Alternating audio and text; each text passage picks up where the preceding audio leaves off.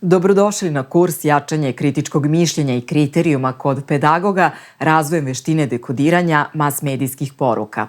Ovaj kurs namenjen je pedagozima i studentima naučnim istraživačima koji žele da unaprede svoje veštine dekodiranja mas-medijskih poruka, razviju mas-medijsku i digitalnu pismenost, upoznaju se sa postulatima i efektima teorije mas-medija i auditorijuma kao ključnih faktora u formiranju kritičkog mišljenja i kriterijuma kod pedagoga.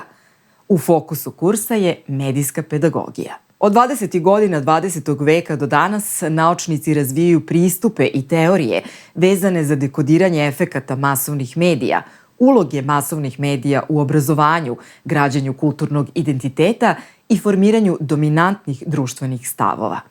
Naime, od pojave radija, televizije do ere interneta, masovni mediji neodvojivi su deo naših života u doslovce svim segmentima, svakodnevnom životu, obrazovanju, radnim aktivnostima, zabavi, brizi o zdravlju itd.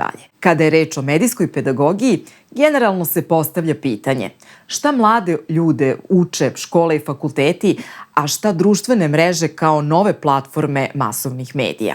Kakvo dejstvo imaju pozitivno ili negativno konotirani sadržaj masovnih medija na društveno ponašanje?